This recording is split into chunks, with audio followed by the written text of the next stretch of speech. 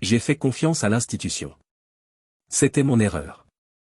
Je ne dis pas ça avec amertume, ni avec cette rage que certains attendent quand on prononce ce genre de phrase. Non. Je le dis calmement, comme on énonce un fait, une vérité qu'on a mis du temps à accepter mais qui est là, devant nous, indéniable. J'ai fait confiance, et c'était une erreur. Pas parce que j'étais naïf, pas parce que j'étais stupide. Mais parce que j'ai cru que faire confiance était la chose juste à faire.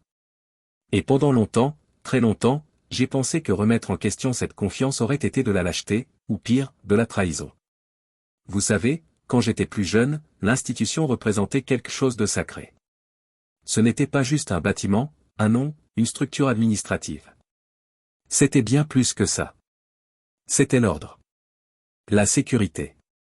La promesse qu'il existait quelque part, au-dessus de nous, des gens qui savaient, qui comprenaient, qui décidaient avec sagesse et justice. L'institution, c'était cette main invisible qui nous protégeait du chaos. On grandissait avec cette idée ancrée en nous, transmise par nos parents, nos professeurs, nos voisins. Faire confiance à l'institution, c'était faire confiance à la société elle-même. C'était ce qui nous tenait ensemble. Je me souviens de la première fois où j'ai franchi les portes de cette institution. J'étais jeune, plein d'espoir, prêt à servir, à faire ma part. Je portais cette conviction profonde que je rejoignais quelque chose de plus grand que moi. Quelque chose qui avait du sens. Les couloirs étaient longs, silencieux, presque solennels. Les gens parlaient à voix basse, marchaient avec une certaine retenue, une certaine gravité. Il y avait des règles, bien sûr, des protocoles, des hiérarchies. Mais tout cela semblait logique. Nécessaire, même. Comment pourrait-on maintenir l'ordre sans structure? Comment pourrait-on garantir la justice sans règles claires? Je ne remettais rien en question. Pourquoi l'aurais-je fait? Tout le monde autour de moi semblait partager cette même certitude. Et puis, remettre en question l'institution, c'était remettre en question quelque chose de bien plus vaste. C'était remettre en question le fondement même de notre vie collective. L'institution n'était pas perçue comme une entité humaine, faillible, traversée de contradictions et d'intérêts. Non. Elle était vue comme un principe, presque une vérité.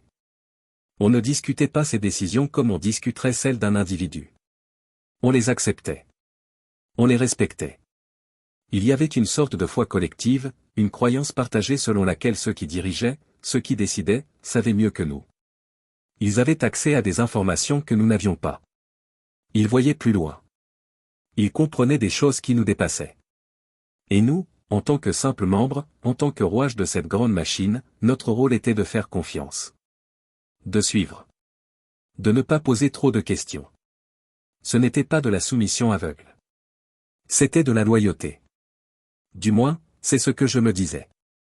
Quand quelque chose ne tournait pas rond, quand une décision semblait étrange, injuste, ou même cruelle, on trouvait toujours une explication.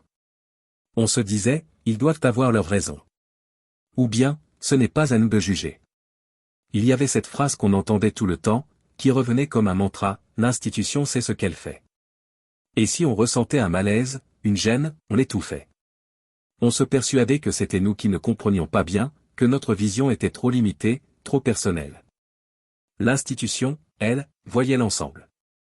Elle agissait pour le bien commun, même si cela impliquait des sacrifices individuels. Même si cela impliquait des silences. Des compromis. Des mensonges, parfois. Mais des mensonges nécessaires, nous disait-on. Des mensonges pour protéger quelque chose de plus grand. Et puis, avec le temps, j'ai commencé à ressentir un certain inconfort. Rien de clair, rien de définitif. Juste une sensation diffuse, un poids sur la poitrine qui apparaissait de temps en temps, quand je rentrais chez moi le soir, quand je regardais mon reflet dans le miroir. Il y avait des moments où je me surprenais à penser, est-ce que c'est vraiment juste? Mais je chassais vite cette pensée.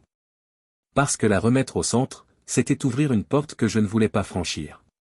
C'était risquer de tout remettre en question. Mon travail. Mes choix. Ma vie. Alors je continuais. Je me concentrais sur les tâches quotidiennes, sur les procédures, sur les formulaires à remplir, les dossiers à traiter. Je me disais que si je faisais mon travail correctement, si je respectais les règles, alors je n'avais rien à me reprocher. Le malaise, c'était juste de la fatigue. Du stress. Rien de plus. Mais les petits signes s'accumulaient. Une décision prise sans explication. Un collègue écarté sans raison claire. Des documents modifiés, des versions contradictoires d'un même événement. Des silences pesant lors de réunions où personne n'osait dire ce que tout le monde pensait. Et puis cette façon qu'avaient les responsables de détourner le regard quand on posait une question un peu trop directe. Cette manière de répondre sans vraiment répondre, de noyer l'essentiel dans un flot de jargon technique, de protocoles, de références à des règlements qu'on n'avait jamais vraiment lus. Petit à petit, je réalisais que la machine fonctionnait, oui, mais qu'elle fonctionnait d'abord pour elle-même. Pour se maintenir. Pour se protéger. Pas nécessairement pour nous protéger, nous. Je me souviens d'un jour en particulier. C'était une journée ordinaire, rien de spectaculaire. Une réunion comme il y en avait des dizaines. On discutait d'un cas difficile, un cas qui nécessitait une décision importante. Il y avait plusieurs options sur la table, et l'une d'entre elles était clairement la plus juste, la plus humaine. Mais elle impliquait aussi de reconnaître une erreur passée, de remettre en question une décision prise des années auparavant par des gens qui étaient encore là, qui occupaient encore des postes importants. Et donc, on a choisi l'autre option. Pas parce qu'elle était meilleure. Pas parce qu'elle servait la justice ou l'intérêt général. Mais parce qu'elle était plus confortable. Plus sûre pour l'institution. Parce qu'elle ne créait pas de vagues. Je me suis tu ce jour-là. Comme les autres. Et en sortant de cette réunion, j'ai senti quelque chose se briser en moi. Quelque chose de petit, mais d'irréversible. Parce que ce silence, ce n'était pas de la peur. C'était de la loyauté. C'était cette conviction profonde que critiquer l'institution, c'était la trahir. Et trahir l'institution, c'était trahir tout ce qu'elle représentait. Alors je me taisais. Je me disais que c'était le prix à payer pour faire partie de quelque chose de plus grand. Pour servir un idéal. Mais quel idéal, exactement? Je commençais à ne plus vraiment le savoir. Ce qui était sûr, c'est que ce silence avait un prix. Il me coûtait ma dignité, petit à petit. Il me coûtait ma capacité à me regarder en face. Il me coûtait du temps, des années de ma vie passées à défendre quelque chose en quoi je ne croyais plus vraiment, mais que je n'osais pas quitter. Parce que partir, c'était admettre l'erreur. Et admettre l'erreur, c'était admettre que toutes ces années avaient été vaines. Le poids du silence, c'est quelque chose de très particulier. Ce n'est pas spectaculaire. Ce n'est pas violent. C'est juste une lente érosion de soi-même. Chaque jour, on se lève, on va travailler, on fait semblant que tout va bien. On sourit. On hoche la tête. On applique les directives. On évite les sujets qui fâchent. On apprend à lire entre les lignes, à comprendre ce qu'on peut dire et ce qu'on ne peut pas dire. On apprend à s'auto-censurer. Et au début, ce n'est pas si difficile. On se dit que c'est temporaire, que les choses vont changer, que quelqu'un, quelque part, va finir par dire la vérité. Mais ce quelqu'un ne vient jamais. Parce que tout le monde attend que quelqu'un d'autre le fasse. Et pendant ce temps, l'institution continue. Elle se renforce. Elle perfectionne ses mécanismes de défense. Elle apprend à absorber les critiques, à les neutraliser, à les transformer en problèmes individuels plutôt qu'en questions systémiques. Et puis un jour, quelque chose se produit. Pas forcément un scandale. Pas forcément une catastrophe. Parfois, c'est juste un détail. Une phrase entendue par hasard. Un document lu au mauvais moment. Pour moi, c'était une conversation. Une conversation anodine, en apparence.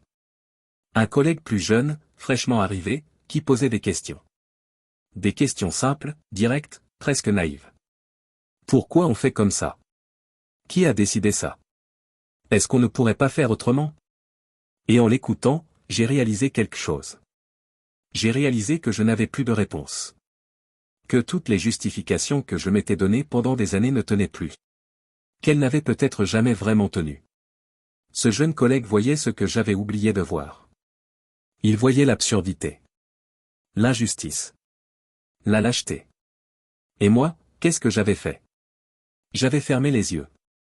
J'avais choisi le confort du silence plutôt que l'inconfort de la vérité. À partir de ce moment-là, tout a changé.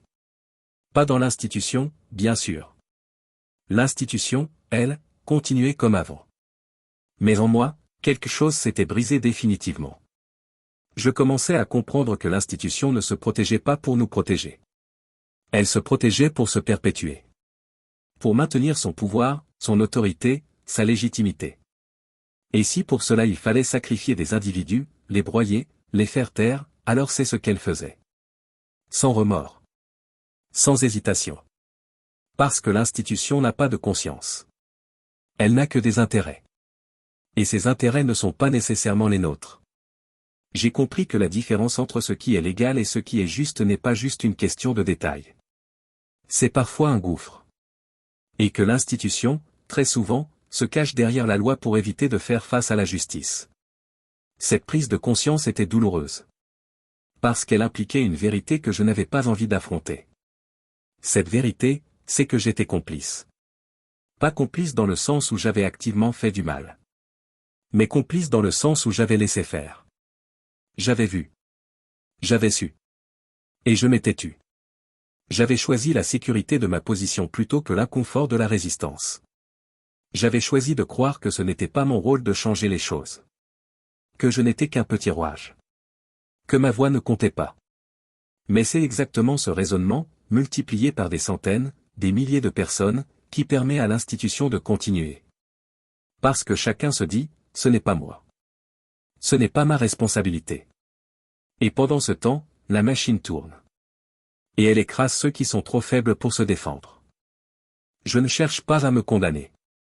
Je ne suis pas en train de dire que je suis un monstre. Je suis juste quelqu'un qui a fait confiance. Quelqu'un qui a cru que suivre les règles, respecter la hiérarchie, faire son travail correctement, c'était suffisant pour être du bon côté.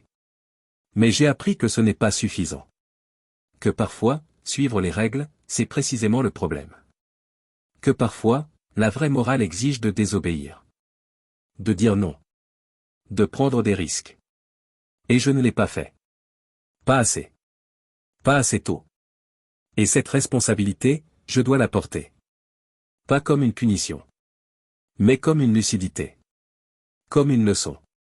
Aujourd'hui, je ne sais pas exactement qui je suis. Ou plutôt, je sais que je ne suis plus la personne que j'étais.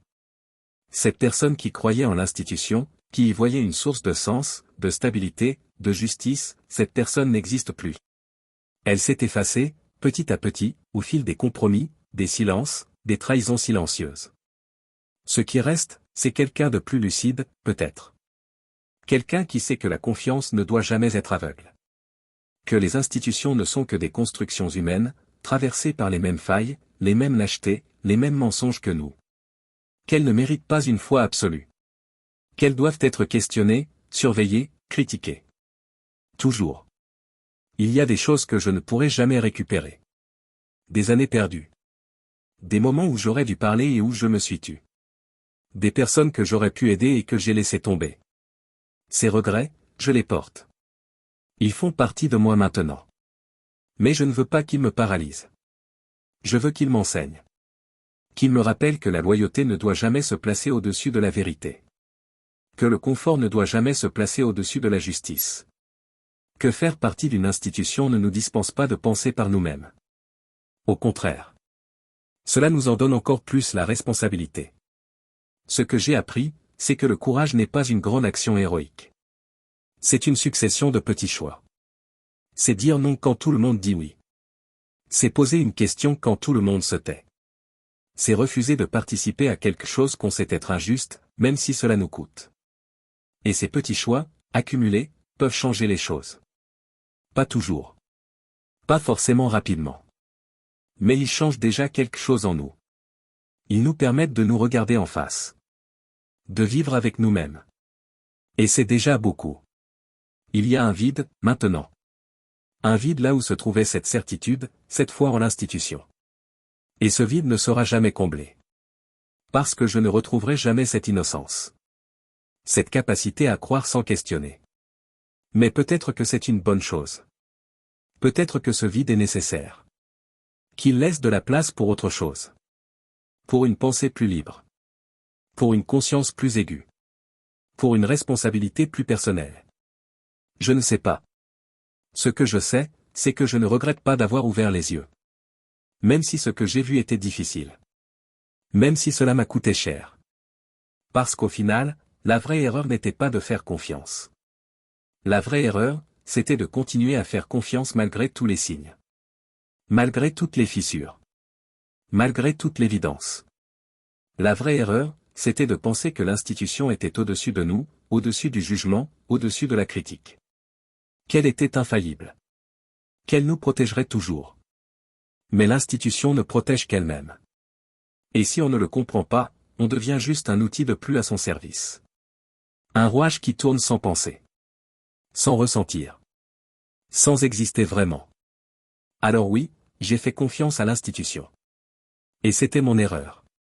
Mais c'était mon erreur, et je la reconnais maintenant. Avec tout ce que cela implique de douleur, de regret, mais aussi de liberté. La liberté de ne plus avoir à mentir. De ne plus avoir à faire semblant. De ne plus avoir à porter le poids d'une loyauté qui n'avait plus de sens. Cette erreur, je l'ai faite. Mais aujourd'hui, je sais. Et savoir, c'est déjà un début.